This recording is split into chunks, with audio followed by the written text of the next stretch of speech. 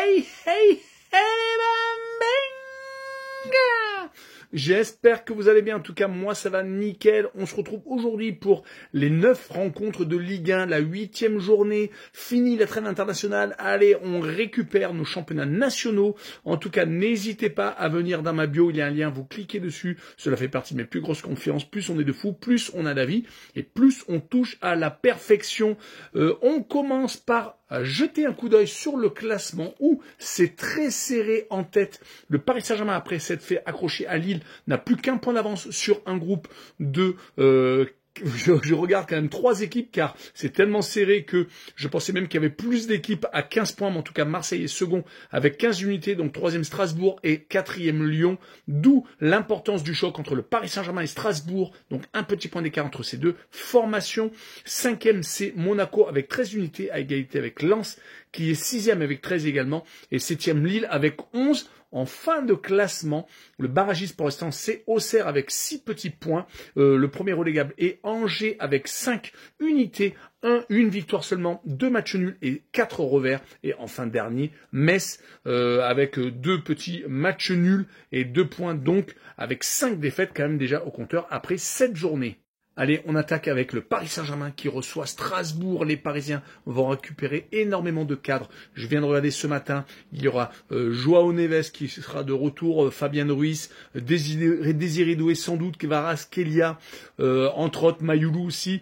Il y aura encore des incertitudes sur Dembélé, mais bon, ça commence à devenir le vrai Paris Saint-Germain car malgré les absences, ils ont tout de même eu de très bons résultats, accrochant un match nul à Lille avec une équipe bis, voire même C, réussissant à s'imposer au FC Barcelone. Donc on comprend que le Paris Saint-Germain a toujours des ambitions et surtout que les échéances européennes reviennent. Ils ont sur les 4 dernières rencontres perdu donc contre Marseille, gagné au Auxerre et gagné à Barcelone et fait match nul contre Lille.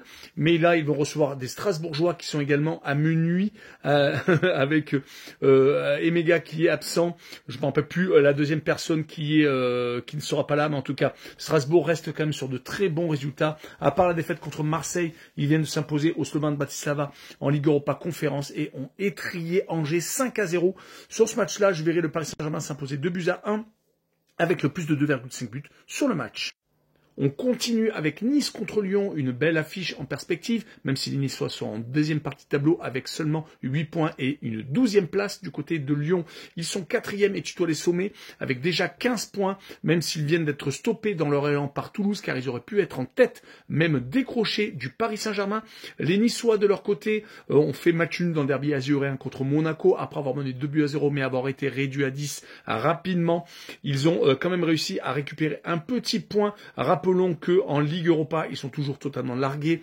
Et c'est quand même catastrophique. 2 défaites lors de leurs 2 premières rencontres contre Fenerbahçe et contre l'AS Roma. Par contre, en Ligue 1, ils ne perdent pas depuis 2 rencontres, mais viennent de faire 2 partages de points. Côté lyonnais, donc après ce revers contre Toulouse, ils veulent se rattraper. Ils avaient pourtant été quasiment parfaits, ne prenant quasiment pas de but, à part contre Rennes. Ils avaient fait que des clean sheets.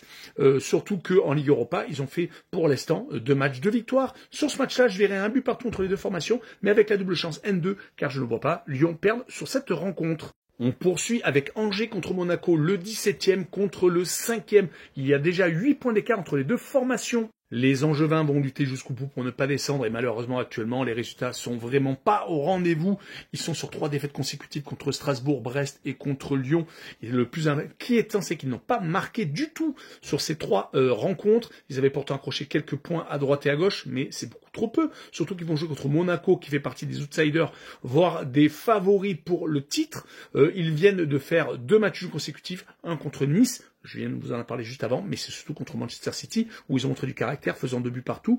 Pogba, qui devait faire son retour, malheureusement un retour retardé, car il vient de se reblesser, il y a eu une rechute. Mais Monaco est capable du meilleur comme du pire, de s'imposer contre Metz, par exemple 5-2, ou de s'écrouler totalement à l'extérieur, à Lorient, ou au club de Bruges. Sur ce match-là, je veux dire plutôt, je verrai quand même Monaco s'imposer 3-1 avec les Monégasques qui marquent le plus de 1,5 but sur le match. continue avec Marseille contre le Havre, le second contre le 14e. Les Marseillais enchaînent les victoires depuis leur revers au Real Madrid, où ils ont eu des décisions contestables, mais depuis leur nouvelle défense, ça contraste avec la saison dernière où ils prenaient énormément de réalisations. Là, ils sont sur les 4 derniers matchs, sur 3 clean sheets.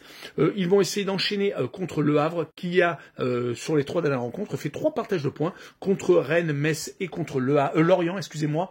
Une seule défaite sur les 5 dernières rencontres. Donc ce n'est pas du tout négatif. Les Havrais peuvent très bien embêter les Marseillais, mais sur ce match-là, je ne vois pas de photo. 4-0 pour moi pour les Phocéens, avec au moins 2 buts d'écart entre les deux équipes. Et on enchaîne entre le 6e qui reçoit le 8e, donc Lens contre le Paris FC, les Lensois, avec un Thauvin retrouvé, qui vient de retrouver d'ailleurs l'équipe de France, réussit de bons petits résultats ces derniers temps, une victoire dans le derby contre Lille, un match nul à Rennes et une victoire à Auxerre. Du côté du Paris FC, ce n'est pas si mal que ça pour un promu très ambitieux qui vient de gagner Lorient 2-0, qui reste même sur 2 matchs sans défaite. Le dernier revers était à Strasbourg, mais le Paris FC est une équipe vraiment très solide, même à l'extérieur. C'est pour cette raison que je verrai un 2 buts partout, avec les 2 équipes qui marquent. Allez, on continue avec Lorient contre Brest, le 13e qui accueille le 11e, un petit point d'écart seulement entre les 2 équipes. Les 2 formations ne se sont pas rencontrées la saison dernière car Lorient était en Ligue 2. Entre-temps, malheureusement, les Lorientais ont quand même perdu quelques joueurs qui étaient comme Elie Croupi, leur cadre, et ils ont ces dernières semaines également réussi à s'imposer par exemple contre Monaco. Ils avaient gagné contre Rennes, mais profitant à chaque fois d'expulsions dès qu'ils sont à 11 contre 11. C'est un peu plus compliqué. Ils ont perdu au Paris FC, se sont fait trier à Marseille.